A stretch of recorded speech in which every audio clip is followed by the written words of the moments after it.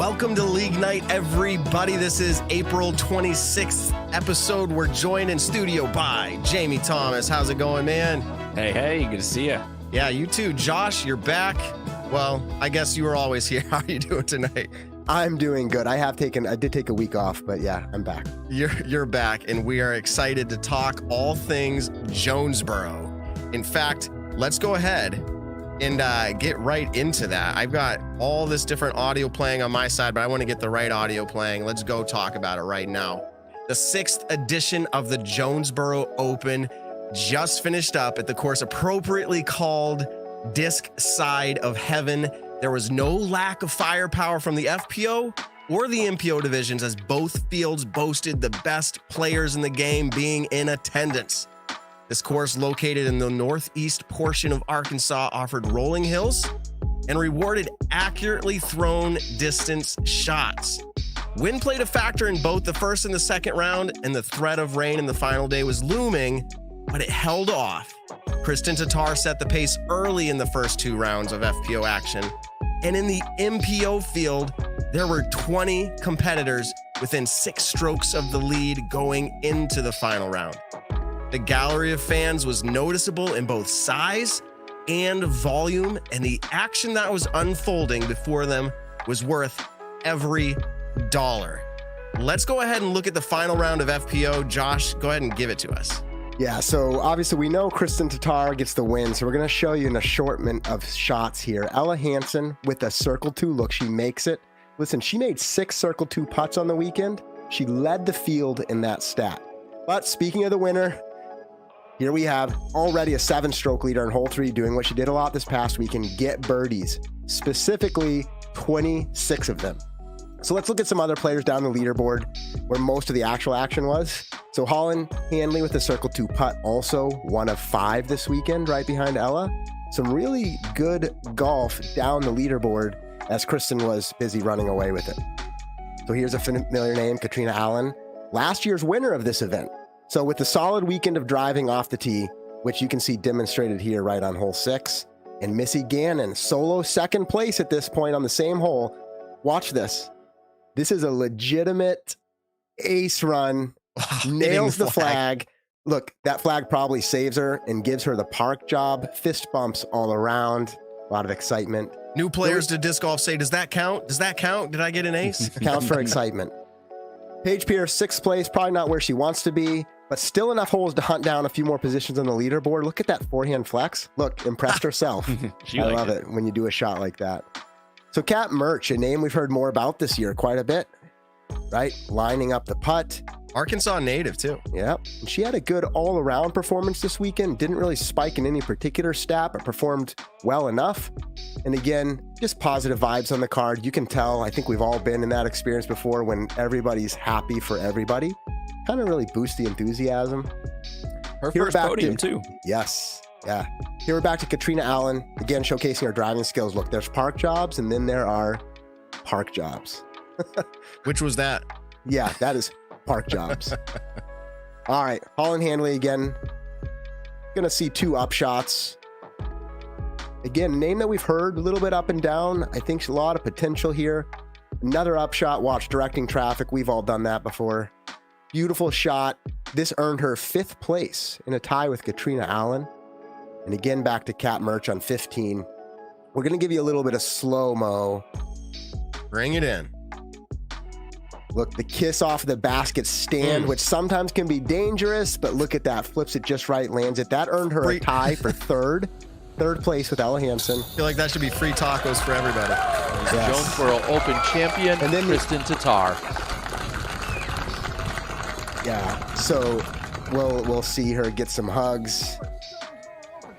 Look, she was an outright winner by 10 strokes on the weekend. It was a truly impressive victory. We're going to talk a little bit more about that. Matt, why don't we go ahead and hear what she had to say? Help us understand what it takes to come back after such a difficult loss in dramatic fashion last week, to come back and win by this big of a margin. Yeah, I think I have a short memory. It happened. There was nothing I could do about it. It was sad for a moment. I cried a little bit, and then I forgot about it. Wow, she cried a little bit, forgot about it. Let's move into MPO. Jamie, what do we have happening here? Well, we have a battle of some heavyweights here. Of course, Paul McBeth playing well all weekend. Maybe the best golf. I'll go ahead and say it. Best golf we've seen out of him. And there's number 3. Makes that look easy. It was great to see Simon Lizotte back in the field. He spoke after shooting a 13 down on the second day and said it feels like it's been years since he's actually played a good round on tour. I think 13's pretty good, right? It has a scorching round. I asked him in a text message, was that hard? Did that feel hard? He said, no, nothing special, Matt. Nothing special. That's the Simon I know. It's always easy for him. Heimburg making that shot on 10 look easy. The little turnover. That's a techie little hole, but how about Alden Harris? Got to show him some love. Highest rated round of his career in the first round of this event. Stayed on that lead card. Nearly airmails one in with the Annie. Promising future for him. And, well, the future is the present here for Chris Dickerson. Look at that putt. Just, you think he's out of position, and he's not. You think Kevin Jones might be out of position on a blind hole. Watch this.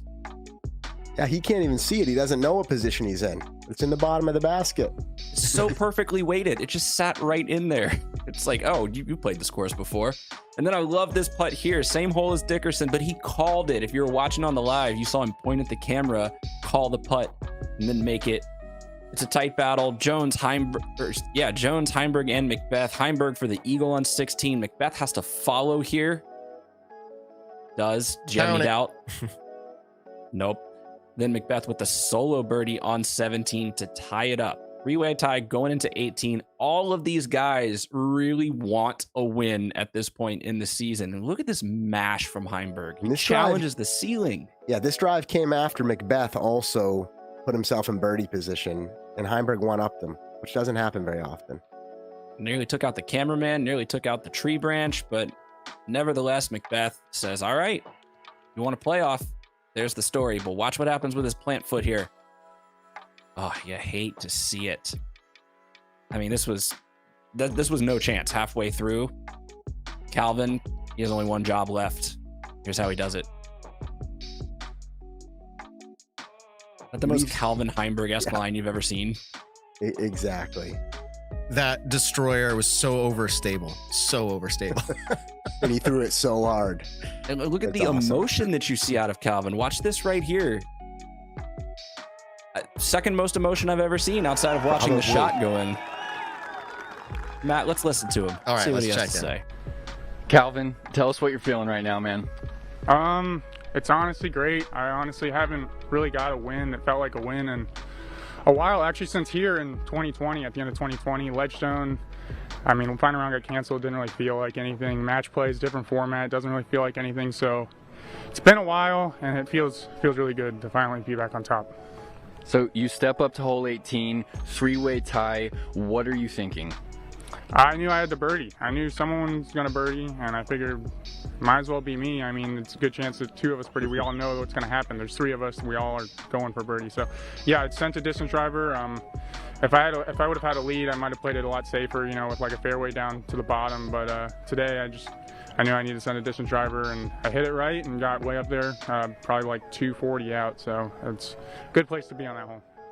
All right, it is a good place to be on that hole. Congratulations to Calvin Heimburg. We're going to go ahead and take a deeper look. We're going to break it down. What we just watched. Let's start with the FPO. Jamie, you've lined up a headline for us here to talk about in depth for the FPO. What'd you bring us?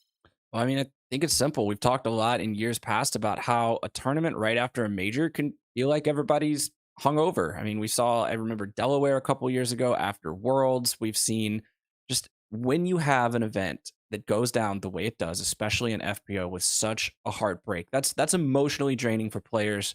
Not to mention they've got to get in the car, drive to the next city, reset, prep, play, and Jonesboro requires some bombs out there. So it really speaks to Tattar's mentality this year. That is an elite way to come back. Katrina and Paige were in this field, and they really weren't challenging for this win. And it wasn't like Tattar was in a dogfight with somebody and just like, oh, she just eked it out, and oh, was the putting woes last week on her mind this week kind of thing. She came out and put everything to bed and just said, hey, this is what I can do. And I mean, double-digit victory is never anything to sneeze at, right? Definitely not. In fact, I'm going to let this conversation work its way out, but I've got a stat to help prove what you're talking about. But it was incredible to see 10-stroke victory. You made you question, and I think in our group chat we did a little bit. It made you question, was the rest of the field underperforming, or was she performing to her abilities? And does she still have a higher ceiling to go? I mean, do you have any thoughts on that? Are we seeing the best out of her yet? It's just motivation, right? I mean, there's two ways it's going to go when you lose by 3-putting on the last hole to the greatest player of all time. You're either going to doubt yourself, you're going to, and you have 2 more events to play. Not only she had to come play Jonesboro, she's got to play Dynamic Disc Open this week. I mean, that's a grinder of a stretch. And for her to come out like that, it just, I don't know, I'm repeating myself. It speaks to it. And I wouldn't say the field underperformed necessarily. I would say it's a different style of golf on short rest. I'll make the excuse for him, Josh. Yeah, I mean, Kristin, I think, has a champion's mindset. Honestly, she's been playing disc golf for a long time. She's won a lot of events, a lot of them overseas, right? But it's not like this is her first time. And so, Matt, did the field underperform or did she overperform? It may be a little bit of both, right? And so then you split the difference and it comes out as a 10-stroke win. Yeah. But I was impressed by Kristin's driving. It was truly incredible. But it's not like she did something that seemed out of the norm for her, right? In other words, it wasn't like she played far above her ability. She just executed, which to me means there's still potential left out there. Well, that's exciting. Let's go ahead and look. This is what I'm bringing, a deeper dive here, because the question that was asked was, did the field underperform? Did she perform well? What are we looking at here? A little bit of both. And so I started doing some research. I didn't use my own stat department. I used myself, a cell phone and a laptop. And I started looking at events where you have Paige, you have Katrina, and you have Kristin in the field. They all 3 have to be there for this stat to work, okay? And when this stat comes together, you have Paige in this, and when that field is present, Paige, Kat, and Kristin, you have Paige winning a victory, actually taking down the event 7 times all time, okay? For the life of however many times this field has been present. Kristin just got her 4th win. Katrina has 3. So Kristin just eked out Katrina all time when that field is present. Now, there's others that have done it, 5 of them not being Paige, Kristin, or Katrina. You have Bjerkes at Worlds. You have Missy Gannon last year in Des Moines. You have Sarah Hokum. You have Salonen, and you have Valerie Mandujano. You have those being able to eke out 1 win each over the lifetime of that field being present. Now, here's where I'm going to give it to you a little bit more broken down than that. That's great. The lifetime of any time that field is present. Paige, Kristin, and Katrina. How about we just go back to the last year, the last 12 months when that field is present? What are we seeing with the recency bias, if you will? And this is where it gets interesting. Paige has 2 wins total, just getting her 2nd at the Champions Cup. Katrina has 2 wins total, and that goes back to Worlds last year and then 1 this year. And then you have others not being Paige, Kristin, or Katrina winning 2 total. Guess who has 3? Guess who just took their 3rd in the last 12 months when that field is present? Kristin. Now, here's the fun part with this, too. I'm going to talk just a little bit about the dominance of her play because we brought up the stroke count. When she is playing over the last 12 months, her 3 victories come with a 21 stroke lead over the next person. 21 strokes. Now, that sounds maybe impressive, but you don't have anything to bank it off of. Well, let's go to the 5-time world champion Paige Pierce, 2-time world champion Katrina, and let's look at what their victory strokes are worth. Paige leads by 6-stroke lead over 2 wins, 6 strokes. Katrina, 2 strokes. Let me just repeat it again. Kristin, 21 strokes over 3 events. So she's winning dominantly, and over the past 12 months, she's won more than either of the others when that field is present. I don't take it and do what you want with it. In fact, I'm interested in your reactions to that. So here's what I will do with it. To me, I think that tells me, 1, that she's not intimidated by some of the other 2 greats in our sport. In other words, she considers herself to be one of them, and she's willing to step up and compete and has proven she can win. And then as far as that stroke differential, I think kind of what we were saying a moment ago, does that mean there's actually more potential? In other words, when she is executing across the board. When she's separating herself, proving that that's all she needs to do to continue to win. Now, granted, it's hard when you start slicing and dicing stats. I think it's a great stat objectively. It's just a number, right? How we interpret it. Is it fair, right, to say only when they're there? Because, of course, Paige could say, well, I won other events when Kristin wasn't there, vice versa. But it certainly is an interesting discussion point, that's for sure. You can't take away the wins from Paige, Katrina, or anybody else, the wins that Kristin has when the field isn't there. I just think, Jamie, do you have any reactions to that? When that field is there, how she's performing, does that mean anything to you? Yeah, it means that the corner is turning in FPO, and it's sort of like a new flavor of something we've been talking about for a while. It's that the floor is very high for Kristin Tattar's game, and the ceiling, by the way, is also really high for Kristin Tattar's game because she's in the mix. I think a powerful thing to pair that stat with, Matt, is to look at her average finish throughout the year, and she's been right there in the mix all season too. So even when she's, not able to kick it, let's say, into that last gear and win by 10 strokes, when you 3-putt on the 18th hole of a major, it's okay. You still had that chance at that major and you go out and do it the next week anyway. To answer your bigger question, did the field underperform or did Kristin overperform? Let's look at a mind-blowing stat that I stumbled across. Give it to us. Circle 2 in regulation all weekend, Kristin Tattar, 96%. That's 52 out of 54 holes. She was within 20 meters of the basket with an opportunity to score birdie or better. We need a sound effect for that. We need some positive jingle. But that since we don't have a sound effect, let me give you some comparison to everybody else. No FPO player has gotten above 80% C2R this year on tour, and only outside of Las Vegas, so wait going forward, only 2 players in MPO have gotten above 80% C2R, and that was Albert Tom this weekend, something about that Estonian disc golf play, and then it was Calvin Heimburg, but back at Waco. So Tattar first across the 90% threshold and just blowing the field away. Only 2 holes all weekend. She was not looking at a birdie putt. It's crazy. It's crazy. Incredible. So we've talked a lot about Kristin, and rightfully so. She totally deserved it. In fact, I think what you brought, the stats that we compiled together, are hopefully beneficial to the listener. But Josh, you're going to take it a little bit further down the leaderboard. So give us what you're thinking about this. Right. So jump 10 strokes back, which is still crazy to say. But then the rest of the leaderboard is fairly tight. There actually was some exciting competition down there. Of course, we're all interested mostly in first place, but it's just worth looking a little bit.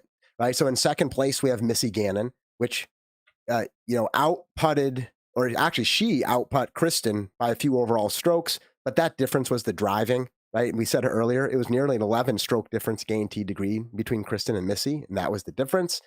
Second place finish at an Elite Series event. We know she had a win on the Silver Series. We talked about this, I forget if it was 1 or 2 weeks ago, but could this be evidence that she's trying to regain the year-end magic from last year? Right? I mean, this is a great step. She beat a lot of other top competitors in the field this week, just obviously was lagging quite a bit behind first place. In third, we're actually tied for third, right? And 2 strokes behind Missy was Ella Hansen. So this is a name we've heard up and down, on and off the tour a bit, new to the game really last season for the most part.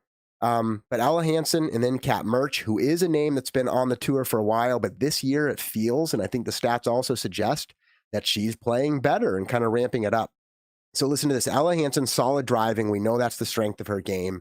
This course probably lays out well for her, but 6 Circle 2 putts. I mentioned that earlier in the recap. That's pretty good. Anytime you're getting a solid driving, if you're not quite reaching the Circle 1 and you can still bang those putts, you're gonna gain some strokes. And then Kat Murch, a name we're hearing more this year consistently, and that's the point. If she just saves a few strokes from going OB this weekend, she jumps into second place, right? So podium finish, Jamie, as you mentioned, but even literally don't worry about any other stats. Just stay in bounds once or twice more, and you're going to jump another position. Obviously, nobody was catching Kristin this weekend. It'll be interesting to me to see if Kat Murch is still on the rise overall, or if this is where she's going to kind of settle in. And not to say that wouldn't be great if you settle in at third, right? That's impressive. Either way, congrats to her. And then lastly, Paige, Katrina, Valerie, all these other names we've been talking about. In my opinion, they did not have a disastrous tournament. Not good, not to their standards, but they just couldn't keep pace with Kristin. Because if you take Kristin off, they're all like right there. Katrina tied in 5th place, right? And Paige and Valerie tied in 7th. All of them would say they underperformed their expectations, but I think Kristin was just really light years ahead, and so they kind of got lost in the mix. So it'll be interesting to see how it plays out. Yeah, I'm find myself as you're listing all these names trying to figure out how many FPO players are now in contention at these events on a regular. To Kristin obviously destroying the field over the last event and almost taking down the major. But when we talk about Merch, like a player like Merch, she's been on tour for a little bit. Why now? Like, what's she doing? And that's not what we're here to break down, but I think it's interesting to see that she's doing it now to kind of answer your question. Will she continue? Is she plateauing? Where right now there's nothing indicating she's plateauing. So to Missy Gannon, I hope she grabs this little, maybe finds this little spark and says, I'm going to do what I did last year. And Hansen, I've been waiting to see her out there again. She had a great splash when she came in, got player of the year or rookie of the year, rookie player. Yeah, I think it's rookie of the year. Sorry. Yes. I go back and forth. And then, Depends yeah. who you ask these days. Yeah. Who are we talking about? Yeah. But so that's spectacular. We're going to take it into the MPO now. And I'm going to bring this idea. I did not do a deep dive on stats when it comes to the MPO, but I thought about this and think it's worth questioning. When it comes to Calvin, he says it in his own interview. He doesn't count a win that he's had. He had a silver series at the Vintage Open. He's had the tie, if you will, at Ledgestone. But he goes all the way back to this event and says, this is where I got my last event. Now, he averages almost a better finish than almost anybody out there with very few wins. But if we come back here to Jonesboro and he wins again, is there something to be said about a course actually playing to a certain player's strengths? Meaning, this is the question. Is it mental where they're just like, I just like this course and they play better? Or does it actually shape better for someone like Calvin? So is he winning because this course fits him? And granted, I already gave you the setup. He's been averaging extremely well. But why now? Why an event that he already won at? Do courses play that way? I'm opening it up to a larger conversation here. Do you feel like courses play that way for players? Certainly. I mean, though sort of in the Calvin Heimburg department, I would say that the W.R. Jackson course sets up better for him than this particular course does. But given what I've seen, and let's take it all the way back to Tucson when we watched Calvin just match the biggest arms in the game in the distance contest. And, you know, maybe that's not a purely scientific experiment, but it was an eye-opening revelation where I'm starting to go back and wonder, have I been discounting Heimburg's distance, or is this something new in his game that he's been working on? Because this side of heaven, you know, Calvin's got distance with accuracy, really good with the fairway drivers. You know, we saw the last hole, the way he kind of just that baby flex. But this side of heaven can be the Eagle, the Simon, the Double G kind of playgrounds where you just get to, you know, press that advantage so much. And all of a sudden that advantage isn't that much over a guy like Calvin Heimburg. So, you know, maybe the true Heimburg fans, if you've been on the Heimburg train for years, you'll probably know exactly how far he's been throwing and if it's actually improved. But it makes you question it because you have to start putting him in context with some of the bigger throwers. Either way, I think that it was just important for him to get this win, whether he's throwing short or long. And if it's one stroke, the advantage that he gains, whether it's mental or it lines up for his shot shaping, someone like Macbeth or Ricky, and Ricky obviously underperforming a little bit here, but those players, the Pauls, the Rickies, and now we're starting to lump in Chris Dickerson. You can't leave him out anymore. Do those players gain an advantage at certain courses? It feels like they don't need that advantage. It seems like they're always able to keep up. And Calvin's going to start creeping into that conversation too, where he doesn't need it. I just thought it was interesting. You go back, that's his last win, same course. He likes it there. I think that's what it's going to come down to. Josh, any thoughts on that? Yeah, I would just simply put, I think, yes, certain courses do. I don't know if it's actually catered to specific players. I think the players themselves have places they like. Golf is a mental game, so liking a course, definitely plays a role. Obviously, actuals, throw style. I mean, all of that does matter. As you were kind of suggesting or mentioning, Matt, I think your top tier players, though, basically say every single course caters to my style. And I think that's more of a mindset than it is a skill. They just attack it and say, it doesn't matter. I have preferences, but put me on a ball golf course, long fairways, put me in tightly wooded. I'm going to do what it takes. And I think that's Calvin's mentality. So it'll be interesting to see if he can really kind of lock that in. Yeah, he hasn't said anything about this. It's just my own speculation. Yeah. And I would agree, the champion's mindset, you don't hear them saying, I'm going to a course that I really like. You can hear the media set it up for Paul all day going to GBO. He has enough victories there, or DDO now. But you don't hear him saying, hey, I like playing out there. It's my favorite courses. You don't hear that. That's not a part of their mindset, at least externally. Josh, go ahead and give us your next topic here for MPO. Yeah, so there's some discussion. We obviously talked about the most important part of the weekend, which is the competition and, who won and how they did it. But we observed a couple things really in the final round. And, if we were to scrutinize it, it's probably not only the final round, and it's probably not only this weekend's event, but as storylines unfold, often, right, they get kind of narrowed in on. And so in the final round, Paul Macbeth on hole 5 has a beautiful shot, which skips towards the basket, hits the base of the basket, and kind of launches off of the plastic, and it rolls out of bounds. Ends up taking a bogey on that hole. And then on the final playoff hole, Jamie mentioned it in the recap, you can kind of see the turf loosen up a bit on his plant foot. Paul acknowledged that in an Instagram post later, obviously still gives credit to Calvin for taking the win. But I've seen the discussion around, so like, is this actually, can a player use that as an excuse? Or honestly, they were all playing on the exact same course with the same obstacles. So like, here's where I sit, and then I'm curious your reactions to this. In principle, I fundamentally believe that it's the same set of challenges for everyone out there, right? So even when there's natural variation, meaning hole to hole, the wind might change, right? But that's all part of the game. When you step up to a tee, you have to consider all the factors that are in front of you. That includes the obvious things like the hole design, right? Where am I trying to land? But it also includes maybe the not so obvious things like tee pad conditions and the pin setup. So I'm not a fan of anybody using that as an excuse. I'm going to let you decide if you think Paul was saying that as an excuse or not, right? Mentioning it is an interesting tactic. I'll comment on that in just a moment. But here's what I also think. At the same time, I think anytime we can reduce course factors that produce inconsistent results, or here's what I would actually say, more specifically, situations that produce unintended results, we should make adjustments so that doesn't happen. So for example, is that kick off the base on the basket on hole 5, was that intended for that type of throw? Would anybody have said, oh, if you throw a skip shot and it bounces up and hits that, we actually want it to launch off of that to go out of bounds because it's not a good enough shot, right? Nobody intended that to happen. And so the same thing for the tee pad, right? It's unintended, right, that it loosened up that way, right? Now, granted, I already said earlier, everybody was dealing with that. In fact, Calvin had to tee off right after Paul on the same tee pad, right? And he plants a little further to the right. Whether he was aware of that, it was on purpose, I don't know.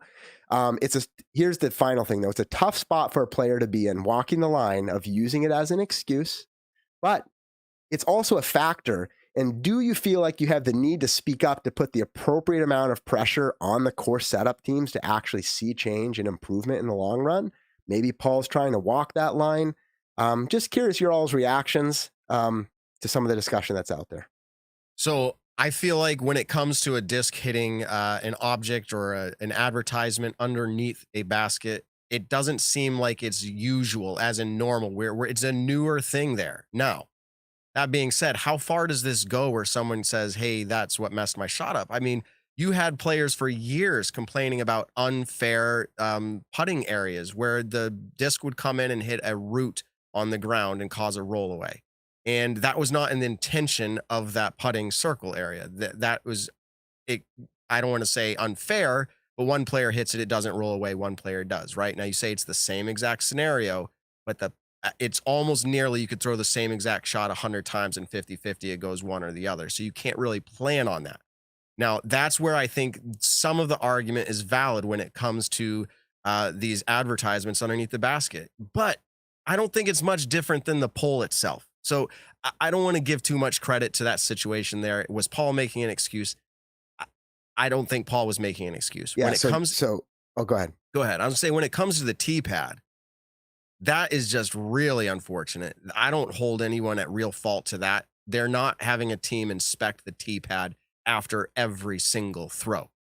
Unless, I mean, there's something I'm not aware of where somebody knew it and they didn't fix it, but I doubt that's the case very highly. Now, the fact that it's damaged or it's not sitting well, if someone does become aware of it, the rules state in the PDGA competition and rule guidebook that you can put and return a course back to its original playing condition.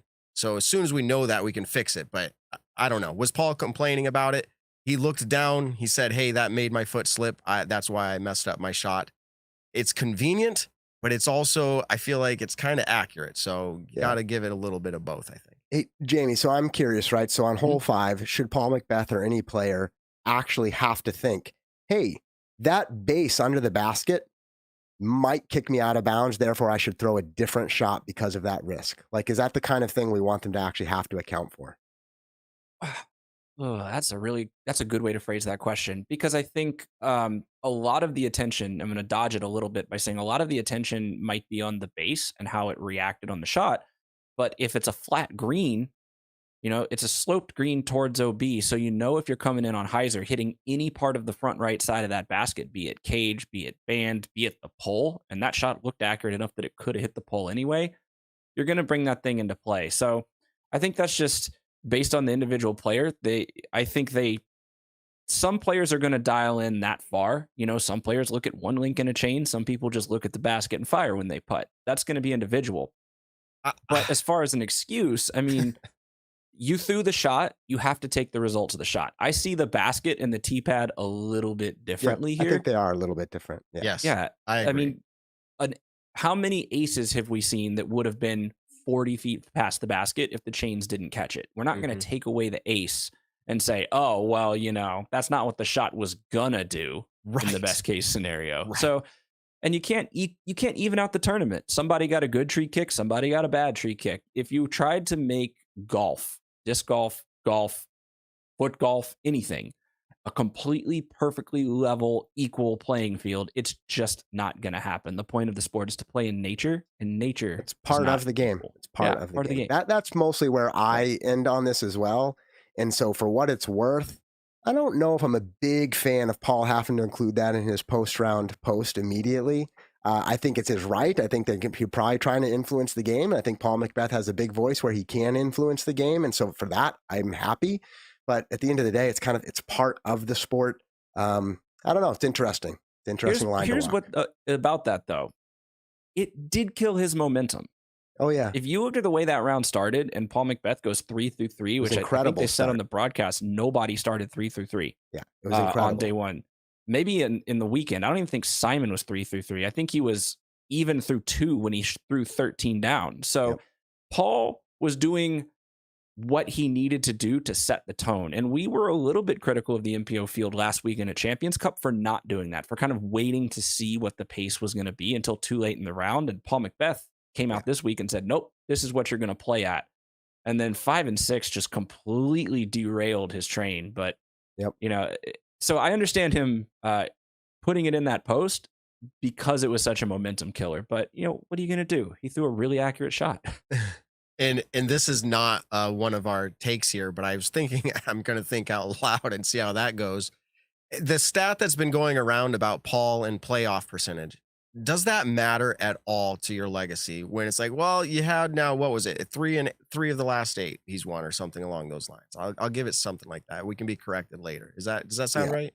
Yeah. I think he's 3 and 8 in Elite Series, or at least in Pro Tour, something like that. But with that foundation, even with that foundation just being basic as it is, does losing or having a losing percentage when it comes to playoffs actually matter? I think only for the conversation of clutch. That's the only time it matters, because the reality is if you're not getting a win, you're not getting a win. If he had taken second outright without a playoff, is that better for him? No, that's all I have.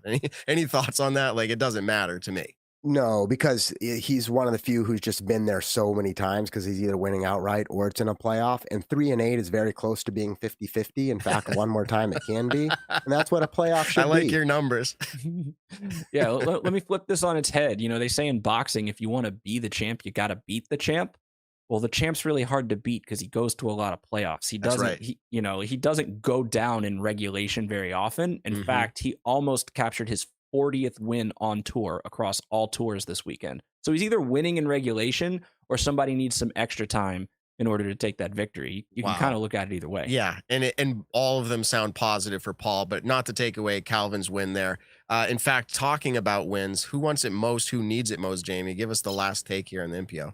This was just the fun thing. I started the comment talking about last week versus this week and the tone of the MPO round. I think what you saw in the MPO round this week were 3 players who really, really, really needed a win this season. I mean, Paul's already got one at Waco, but we have Paul level expectations for Macbeth. It's different than everybody else.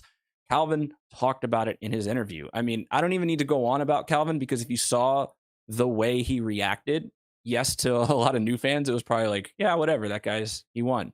But like for the people on the Heimburg train, they know that might be the most emotion he's shown since watching the greatest shot of all time. Like that win meant something to him and you could tell. Kevin Jonesboro. We had Nathan Queen City last year. We almost had Kevin Jonesboro this weekend. That guy is due for another win.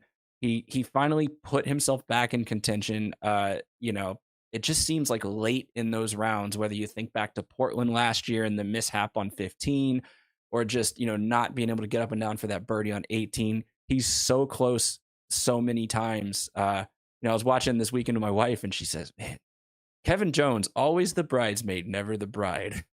And I looked over, I was like, oh, you become a really good disc golf fan in the last couple of years. Come on the show, honey. Yeah, right. She can take my job. But I mean, it feels like that for these guys. These guys needed the win. And it was a great story and an extra great battle because of that. You said the name Kevin Jones. I think that is who, and you put who wants and then needs it most. I felt like Kevin Jones, we had this conversation. Josh and I were hanging out outside of the show here, and we had this conversation when it comes to Kevin Jones. Has the tide of disc golf already started to change where top 20 is now really good? And we would all agree that that's pretty good. But has Kevin Jones already come to kind of accept that, where he's not panicked? He goes, I'm finishing regularly in the top 20. I'm happy with my game. The wins will come. I kind of feel like that's where he's at mentally, and it almost happened for him here. Are we going to continue to see that? If we see a top almost win, close, second, third podium finishes, I think there's nothing to worry about. But those top 20s have me a little concerned, but I think he's saying it's not a big deal. I'm not concerned. I'm going to make it happen. That's the name I picked, Kevin Jones. Josh, do you have any other thoughts on that, the conversation here? Yeah, I mean, not a whole lot to add, but just very brief, right? The further you go into the season, the more pressure starts to ramp up for some of these players. Someone like Kevin Jones has had a weird year, right? Where he performed well at Las Vegas, and then he's really been down the leaderboard in the 20s since then, and then obviously just had a great weekend here. But yeah, the further you go into the year, it's going to really test the mindset of these players. You're going to see those who feel like they absolutely need a win. You've got probably backroom pressures of wandering around sponsorships and contracts going to next year for your top 15 to 20 players, right? Some of them are thinking, I've got to get a win. Obviously, our best of the best, they feel like they need a win just because they're used to winning. So it'll be an interesting way to see how it shakes out. And I would say one bonus name, Kyle Klein.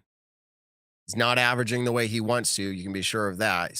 We don't know how big of a deal, but he made it onto the top team at Discmania. I don't think he's playing the way he wants. You talked about contracts, backroom deals. This can't be what he's looking for. I think he gets a win. You kind of wash it all away. You say, all right, he's there. He's able to do it. With these finishes right now that are averaging in the 20 to 25th spot, that's got to be below what he wants. That's got to be below what his sponsors are looking for, bringing him to that elite team. But I'm not overly concerned. Just like to see some more action out of him coming, and when he had his breakout year, it was MVP Open. So, I mean, we're still going to get into the latter half of the year. Maybe that's when he'll start to shine. Those are some great topics. We're going to go ahead and wrap this show up. We hope you appreciated Jonesboro. Let's talk about what's coming up, Jamie. Let's get right to it here. Tell us about how we can watch the DDO, Dynamic Disc Open. Yeah, Dynamic Disc Open in Emporia, Kansas. Obviously, it's hosted a World Championship before. It's going to host the World Championship this year. So call this a little bit of a preview event. We've got a brand new course, a new layout, another new layout at the Jones what used to be Jones East, then it's Jones Gold. I am actually blanking on the name of this Jones course. Supreme, I feel like it's the Premier 18 or Supreme. Yeah, the Supreme 18. Thank you. Jones Supreme. I talked to Kona Panis yesterday a little bit, and she says it's a long course. So get your popcorn ready because we're the big guns from Jonesboro might have a little bit of a momentum advantage rolling in. The other thing about it this year, 4 rounds. 4 rounds. 4 rounds. It's going to have that feeling of the major we just came out of, but it's not going to have the title, the Supreme 18. Josh, let's wrap it up. Do you have any closing thoughts? So much disc golf. I can't believe it. But anyway, talk about big money. 2 things happening that were just kind of in the news. Eagles Crossing did a big skins match, a lot of cash given away. But even more, Matt Bell in a practice round in Emporia, a hole sponsored by Eric, which is a cancer charity, a $25,000 ace on the island hole. Go check it out. You can find it on Instagram and other social media. Imagine throwing $25,000 in one throw. Amazing. That's a basket right there, too. Yeah, that's right. $25,000 in one throw. I want you guys to go out there, throw it in. Until next week, throw them straight, throw them in, and we'll catch you here.